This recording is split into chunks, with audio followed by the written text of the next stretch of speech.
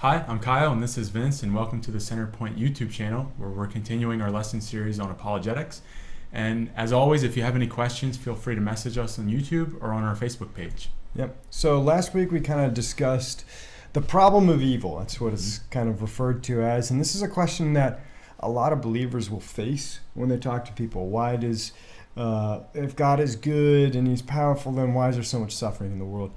So we discussed that last time, and so this time we're going to dive a little bit deeper on what that is and kind of what it means for theists or atheists. And it actually seems to be actually more of a problem for the atheists than it is for the theists. Yeah, and we're going to unpack that a little bit as we go through this episode. Yep. So first I want to give some definitions because sometimes we talk and use these terms like everyone knows them. But so let me unpack a couple definitions. We may not even use them all in this episode, but just for future reference. So we're going to be talking about morality, and this is kind of an obvious one, right? It's principles concerning a distinction between right and wrong, or good and bad behavior, or just a simple sense that there is such a thing as right or wrong. Objective. So we're going to talk about morality being either objective or subjective. All right. Right. So what is objective then? So objective means that it's a proposition or something is considered objective when its truth conditions are met without bias caused by someone. It's true, and it doesn't really care about your biases. Like Moscow exists. Regardless if I think it doesn't exist. Yeah. Okay, so then subjective would be kind of the opposite. It would be the opposite. You like vanilla ice cream and I like chocolate ice cream. Yeah. That's a subjective preference. Yeah. Okay. So, so let's talk about materialism and naturalism, these two definitions. One being the doctrine. Materialism is the doctrine that nothing exists except for matter and its movements and modifications. It's really just energy and mass. That's the only two things that exist. And similarly is naturalism. Pretty much they're interchangeable. Naturalism is the philosophical belief that everything arises from natural properties and causes, and supernatural or spiritual explanations are excluded and discounted. So materialism is that only material things exist, and naturalism is only natural things exist and not the supernatural. Okay. And then opposite of this would be theism. Okay, so this is just a general definition that it's a belief in the existence of a god or gods even. So especially a belief in one God as the creator of the universe. So this doesn't necessarily mean Christianity, right? Anything. And that's something we saw in our last few videos, arguments for theism in general. And this is also a kind of an argument for theism, right? But it just comports with Christianity so well, we would say. So the last definition I want to give is a worldview. So a worldview is this fundamental cognitive position that someone can have, and it entirely encompasses your point of view. It's a set of presuppositions that you're bringing to the table. So I bring to the table a Christian worldview. I look at facts and interpret evidence through a Christian lens, through a Christian framework. And so everyone has their worldview that they will view and interpret things through. Yeah, and that's a little bit about what we're going to talk about, is that theists actually counter-argue that objective morality is not possible in a materialistic worldview. Yeah, and so that's what we're going to talk about. Is it objective or is it subjective? And if it's objective, it has to be something, morality has to be grounded in or has to have its authority from something other than us, right, that I can hold you to. Okay. So let's give an example of maybe subjective reality or something being subjective. So there's a story about 3 blind men that find an elephant, and the one blind man grabs the trunk of the elephant and he's feeling it and he says, "Oh, this is a really hairy snake." All right. And then the other one grabs the leg of the elephant and he says, "Oh, this is a really big tree trunk that I'm holding on to." And then another blind man grabs the ear of the elephant and says, "Man, this is a really big leather pouch that he's holding on to." And so there's these 3 blind men touching this elephant, and then you and I come by and we look at them doing this, and we have to ask ourselves, did the elephant suddenly become the things that they're describing it as? Yeah. Did the elephant become a hairy snake? Did it become a tree trunk? Did it become, this leather pouch? Yeah. The answer is obviously No. no, right? Yeah. It didn't do that. So perception is not reality. Yeah. There's that phrase, perception's perception reality. That goes around. But that's not the case. Their perception didn't change the objective truth Yes. that it was an elephant that they were touching. Yep. Perception can change our personal reality and how we view things. Yeah. But moral truth operates like the third-party observer in this example. Yeah. You and I seeing the elephant for what it really is, even if these people, these blind men, were only perceiving certain parts of it. Yeah. So it's, to state it again, objective morality is saying there is a set standard of moral behavior, of right and wrong, that is outside of what I think and outside of what you think, so that I can therefore hold you to that, right? So if Kyle were to steal my bike, I would say, no, I would say, appeal to this objective moral truth and say, you can't steal my bike because it says so here, right?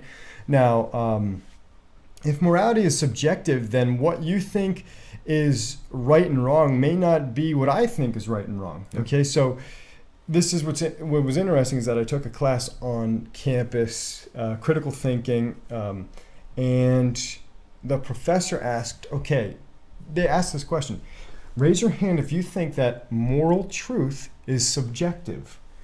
And everyone in the classroom raised their hand, except for me and one other guy. And so, and that's kind of because nobody wants to be told what to do. Right. Okay, you don't tell me what to do. I know what's right and wrong, but it kind of stems out of that mindset. Don't tell me what to do. Don't hold me to what you think is right and wrong. I've got my own right and wrong.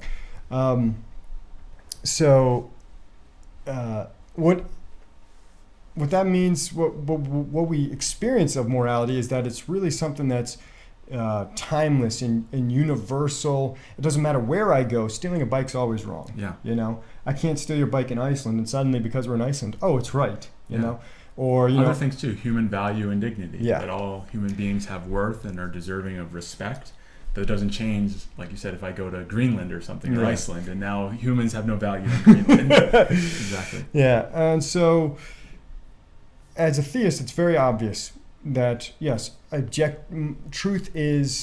moral truth is objective, and it just so easily is grounded in God. It's so clear. Okay, God exists, and moral truth comes from Him. He is good, and it so easily fits with our worldview. Yeah. But some materialists might say that there is no objective morality, so they kind of bite the bullet and they say, okay, maybe this is true. So, for example, another quote by Richard Dawkins. He says, in a universe of electrons and selfish genes, blind physical forces, and genetic replication, some people are going to get hurt. Other people are going to get lucky. And you won't find any rhyme or reason for it, nor any justice. The universe that we observe has precisely the properties we would expect if there is, at bottom, no design, no purpose, no evil, no good, nothing but pitiless indifference. Yeah. So that's pretty extreme, all right? And this is one of the leading voices of atheism. Right, that's right. And also, if you think about it, free will that we talked about in our last episode also wouldn't exist because our brains are nothing but just wet computers. Yeah. Right? It's just... If you think about it, we're just, chemical reactions that are happening, kind of like a Coke bottle, only, more complex than that, but, So our DNA plus experience equals our next actions. I can't help but doing what I'm doing, which kills moral accountability. Yeah. If I can't help what I'm doing, how can I be held responsible for any crime that I do? And some materialists are still trying to get to, moral objectivity, right? Some give up on it altogether and say, no, there is no real moral objective truth. However, they'll still argue that, you should be doing this X, Y, and Z for their own arguments. But some use these kind of arguments to get to objective moral truths without God. And when you hear them, they're really just subjective explanations of moral truth. So some say that we can reason to morality, or that we have a moral intuition that it's just clear. We can reason, which we would agree with. Yeah, but yeah. Mm-hmm. And this is what the other guy in the classroom said. There's an objective truth, and we can reason to it. And then the professor said, well, what's different? Why you have your own set of reasons for your objective, what you think is right and wrong. And someone over here has their own reasoning for a different set of right and wrongs. So which one of them is right and wrong? And it really just turns into this mass opinion, right? Well, we all agree, and this is what they usually use. Well, we can all agree that killing babies is wrong, right? So see, there we go. We can reason to objective truths.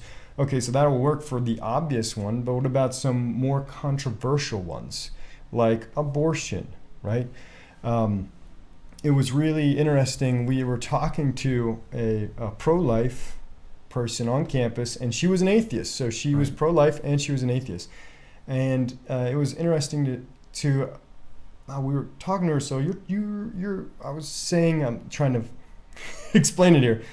We were talking, and I said, so you're trying to hold us to a moral objective truth that you think that abortion is wrong. But what if, and at the time, a lot of the states were loosening up on abortion restrictions, right? And I said, well, what if this wave continues and suddenly the majority of the population thinks that it's wrong to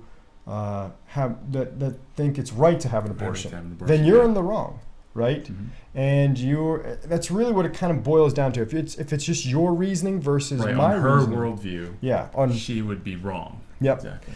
And another interesting thing that my professor brought up was that there's this curious case of Pitcairn Island. It's this tiny island out in the Pacific. When Westerners got to this island, they found out in the culture, and this was actually kind of recently, within the last 30 or 40 years, I think, within the last 100 years at least, they found out that these islanders were essentially, how do I say this? There's no real PC way to say it, but they were doing pedophilia, I guess is the best way. And to them, it was normal in their culture.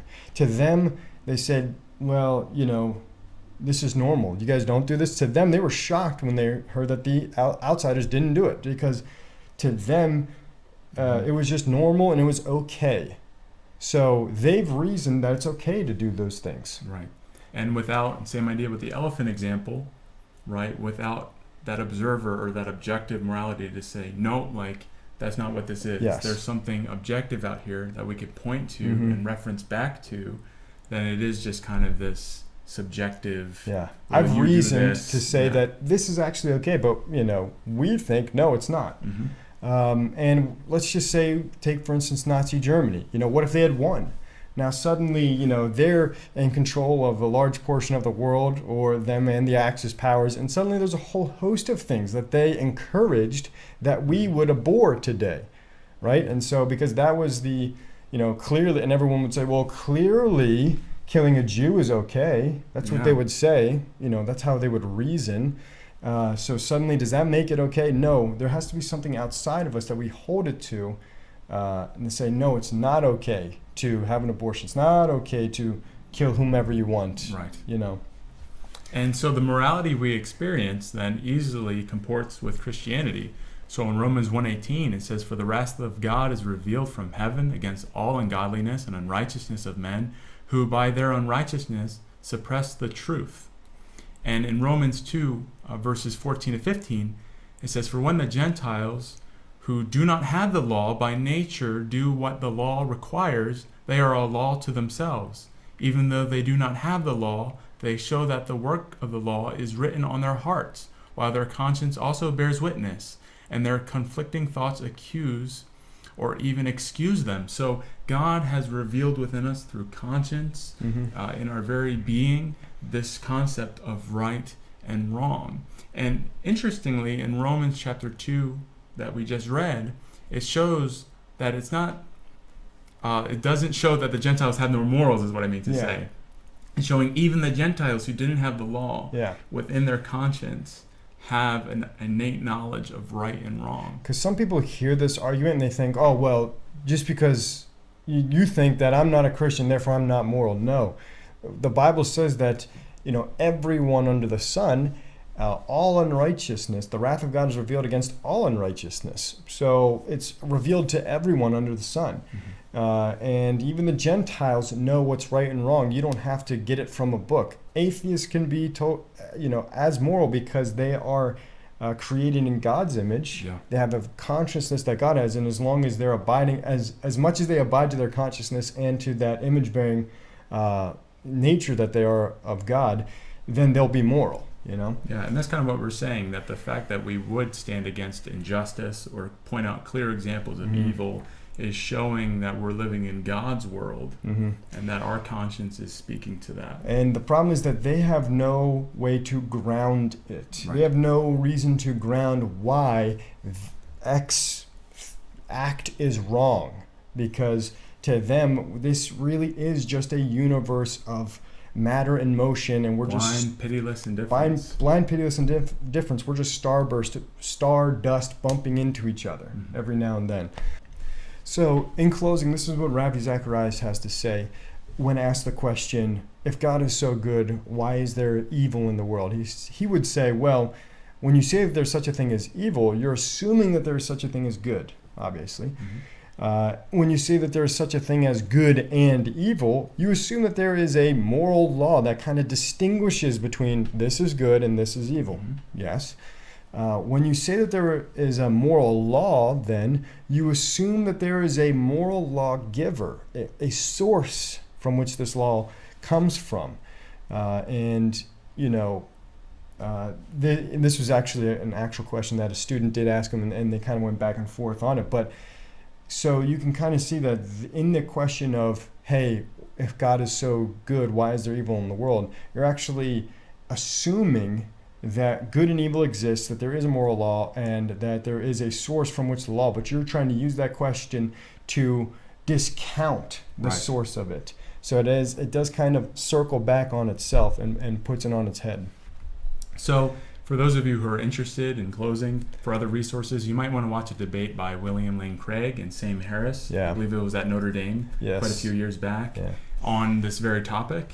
And as you're watching it, really look at the arguments. Sam Harris certainly has some really good rhetoric on very the flashy atheistic materialist side, but look and examine how he's interacting with the arguments that William Lane Craig is bringing forth, and it will dive deeper into this. Yeah, because I remember I looked it up, and I just put in Harris and Craig debate, and I see all these clips of, Sam Harris destroys William Lane Craig, and it was just the clips, all the clips of Sam Harris, and I'm like, Harris really at a certain point did not even touch what William Lane Craig was arguing about and his arguments that he was making. He eventually just kind of started saying, well, your God seems to be a meanie, so therefore all of your arguments are wrong. Right. And they were like, oh wow, that sounds really good. So he totally won. So definitely check out that video. And next week, we're going to be diving a little bit more into these topics. Yep. All right. See you next time.